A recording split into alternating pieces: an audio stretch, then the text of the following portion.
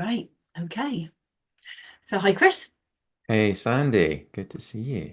So, as we are just speaking about, really to set the context a little bit for what we're doing here, it's really about having a conversation from my point of view anyway, having a conversation to just explore a little bit and be curious and see what comes up around.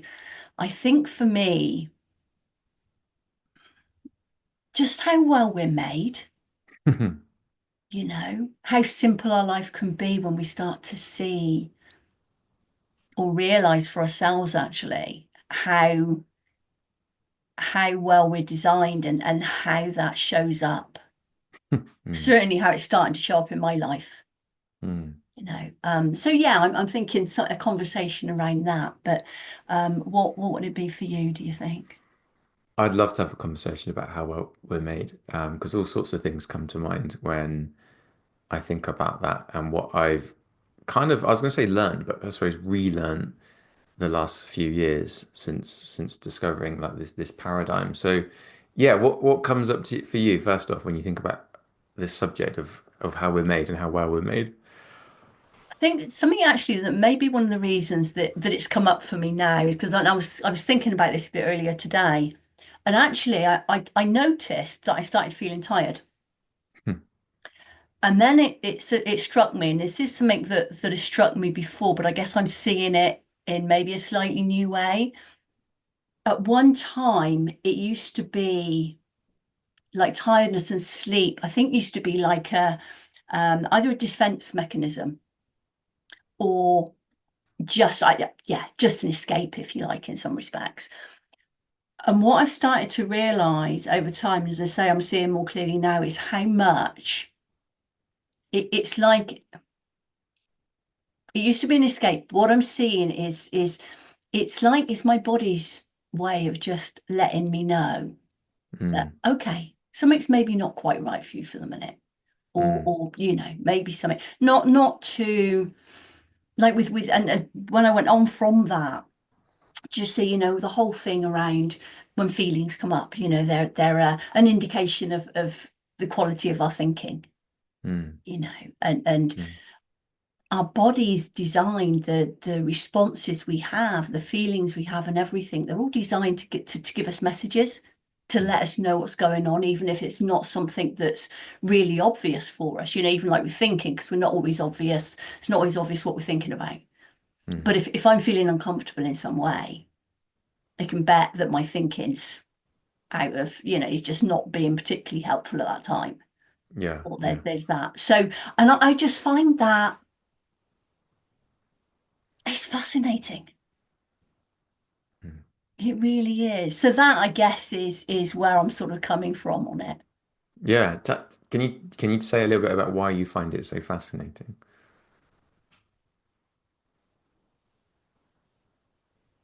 I suppose because of the implications in that for so long I just didn't see that any time, take say like when I'm sort of feeling overwhelmed, stressed and overwhelmed. I used to think that it was something that I'd have to fix, Mm, that it's something that I needed to like, do something about and actually, but when you sort of turn that on its head and rather than looking at it that way, just look and sort of see, oh, okay, well that's what's going on for me at the moment. But maybe that's just a signal to me that maybe I just need to pause. mm, Rather than thinking, oh my God, I've now got to do something about it, or I can't, or this is too much for me, or, it always seemed to be there was like negative connotations to it. mm, mm, And what I'm seeing now, if rather than looking at it like that, look at it as, oh, okay, it's just more a noticing. And mm. it's just a sort of gentle thing and there's nothing to do with that. Yeah. It's just a way of, okay, yeah, maybe I just need to pause a moment or just see, or even just be okay with that. That's how I am at that moment.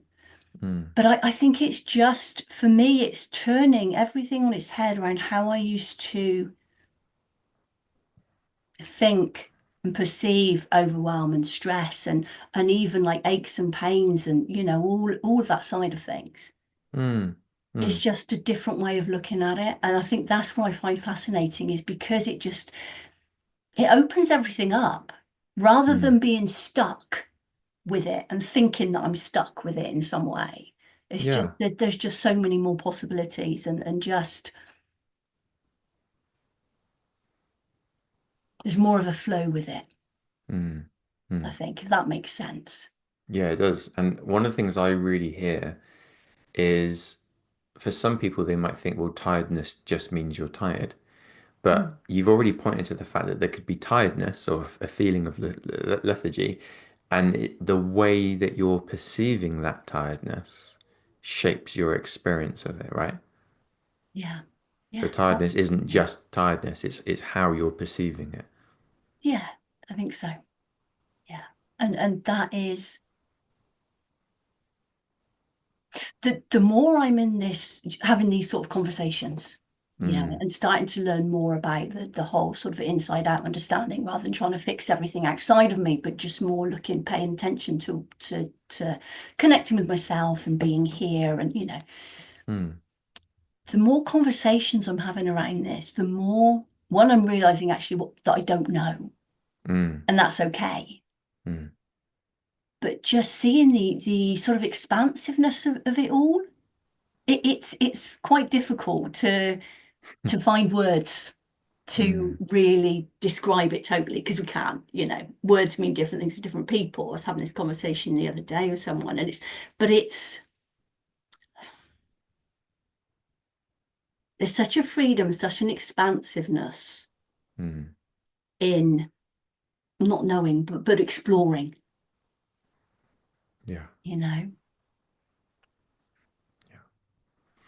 And I think just to make one thing clear, like when you are feeling tired, what do you see as like the root cause of that? Is it like the external situation around you, or is it something inside going on? Oh, it's inside. Mm, Yeah, it comes from inside. It's like you were saying then as well. Is that I mean, we can feel physically tired if we've done a lot. Can be mentally tired if we've been, mm, I used to work a lot with spreadsheets and analyzing and my brain would get tired from that. mm. But that's different. This sort of tiredness, what I'm noticing is more just it was more, I think, just not wanting to engage fully with life. Yeah. And it was like this way of me switching off from it more. Mm, mm, And there's a mm, difference between those two that I'm coming to see more. mm. So I think for me, yeah, but there's still from within, certainly with that tiredness, that's my perception of what's going on, Yeah, my yeah. perception of things. Just really sounds to me like you're pointing towards our psychological immune system, where we're Mm. thinking something that's unhelpful, or we're thinking something that's causing us some stress, or we're thinking something that's causing us some overwhelm, and then we're feeling the result of that thinking. And your psychological immune system saying, take a break from that thinking. That, let's make you tired so that you take a break from that thinking. And then as long as you let it go, then you'll come back refreshed. Reminds me of my kids. Like when they have tantrums, because they're 3 and 5, like they recover from these tantrums so quickly. Like they're full on, they throw themselves on the floor and but it's usually seconds at the most, a couple of minutes, but it's usually seconds, and they recover, and within seconds they're giggling again and they're smiling and they've got their well-being again. Yeah. And that sort of because we have this self-correcting mechanism that gets us back to our well-being and our peace and our quiet mind and our resilience like very, very quickly. And that's our return to our resting state, our default position, right? So like the question I often ask myself and my clients is, well, if that is our default state, if we're made that well and we just come back to our well-being almost instantly if we're upset, what is it us adults do? What is it us grown-ups do that get in the way of us returning to that default resting state? Because if I'm in a mood, I could stay in a mood for a long time, much longer than my kids. Yet they can't seem to stay in a mood.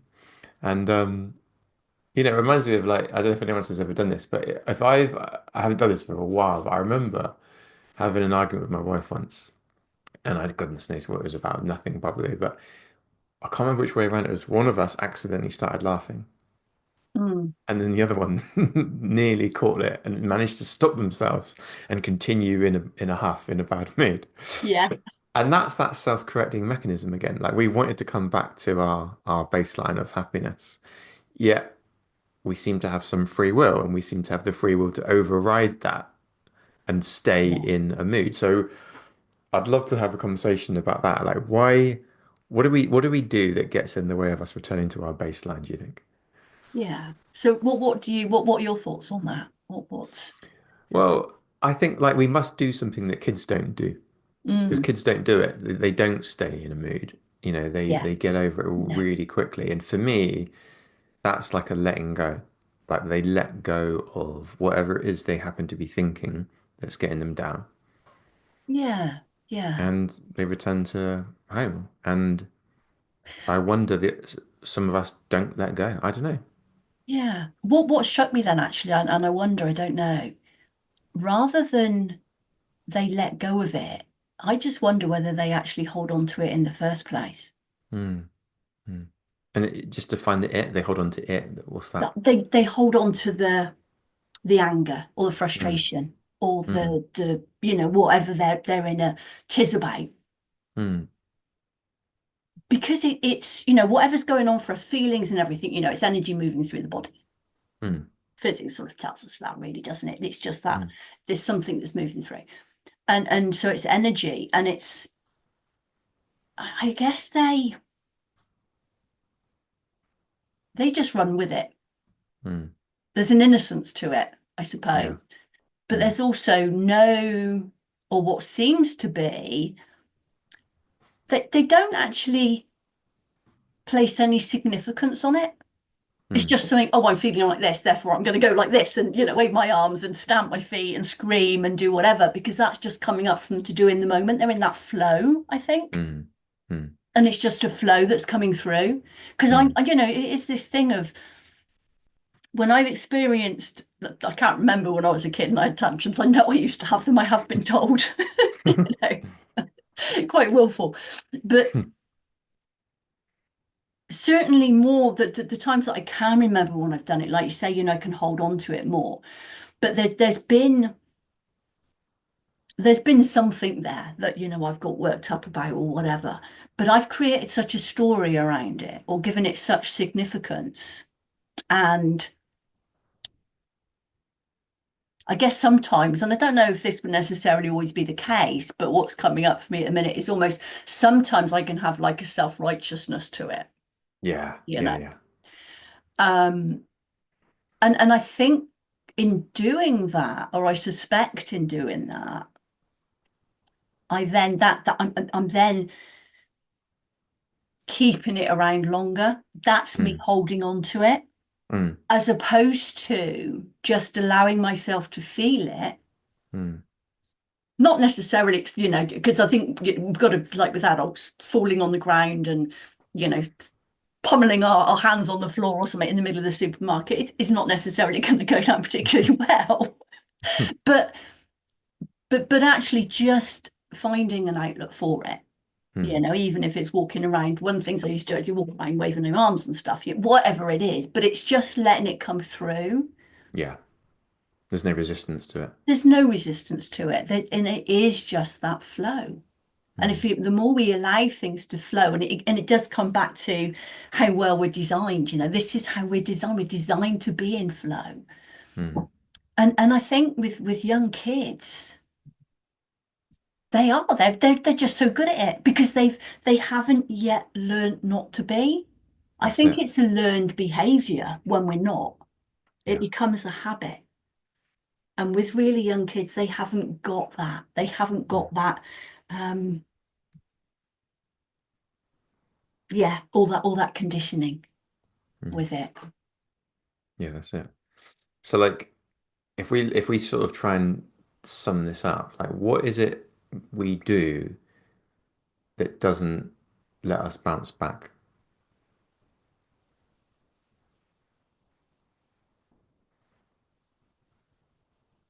suppose how I see it, for myself,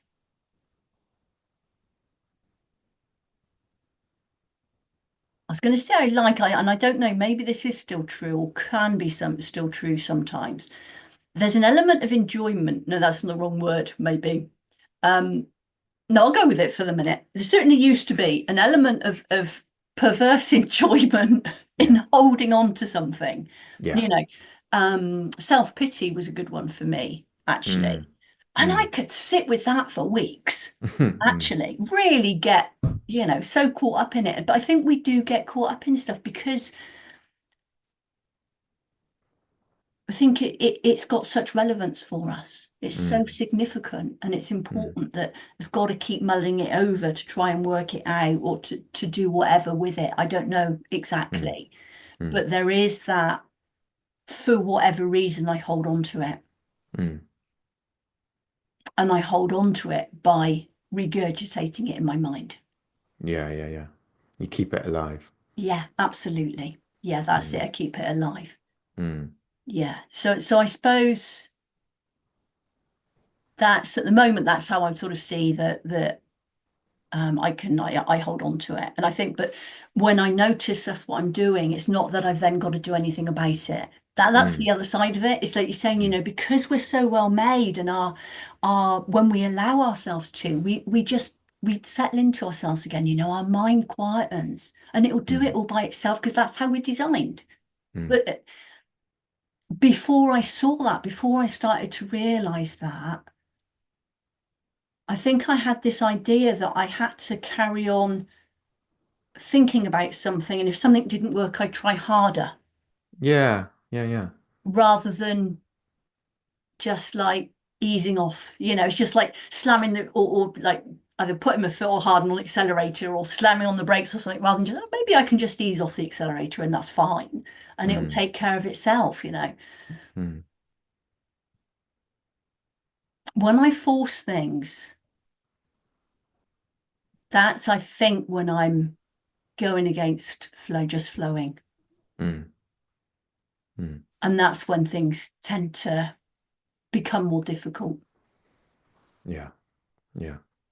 Yeah. Yeah, I think that's how I see it as well. And like I know like if I used to be in say like a mood that I didn't want to be in, let's call it stress or low mood or anxiety, I know that what I would personally do was I would then make that mean that I'm doing something wrong. And then not Mm. only am I feeling the original stress or anxiety or low mood that I was feeling, I'm also then feeling the feelings of, oh shit, and I'm doing something wrong as well by feeling this way. So it's like it's added to the low mood feelings.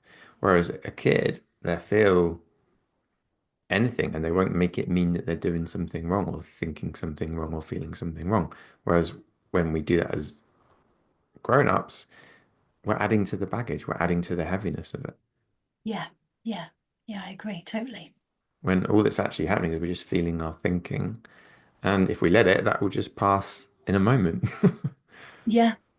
Yeah. I think you're right. And it is this idea that it's wrong in some way or it's bad or that it needs fixing actually keeps it live because we think we then got to do something about it or Yeah, try exactly. It and turns it into a yeah. problem when Yeah. it's just a thought.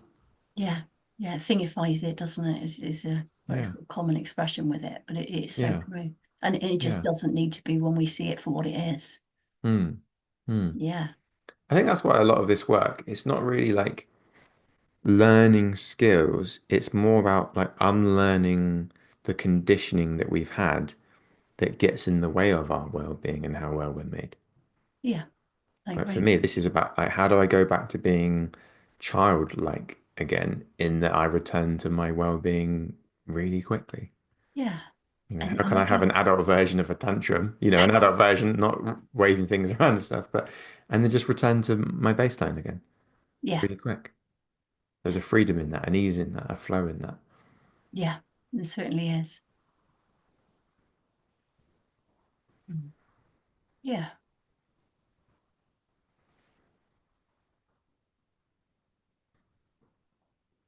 The more, I guess, the more I see this and I see this for myself,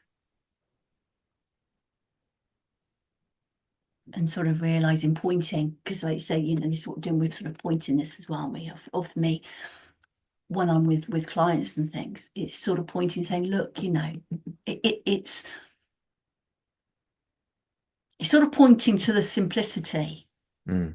But I get that sometimes, you know, it's so simple in some respects that it almost doesn't seem possible, because we're not used to this idea that anything so simple could be so effective, Yeah. Yeah. you know, and I suppose, you know, coming back to how we started with the fact of how well we are designed with this. When we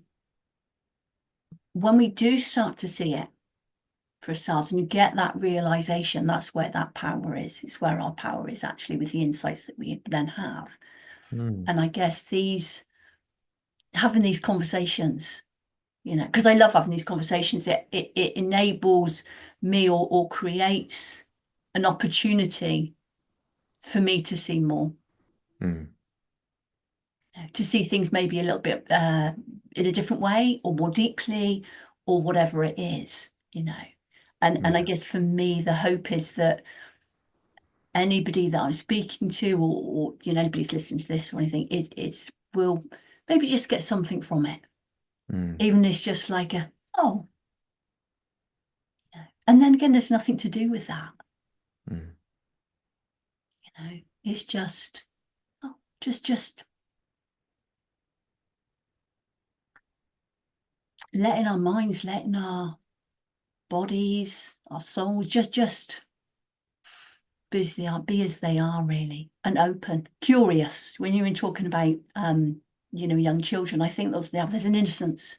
There's Mm. no sort of judgment there. There's a curiosity, because Yeah. as soon as we start judging, I think we lose that curiosity. Mm. But to keep that curiosity and wonder, Mm. I mean, how beautiful is that? Yeah. Yeah. Yeah.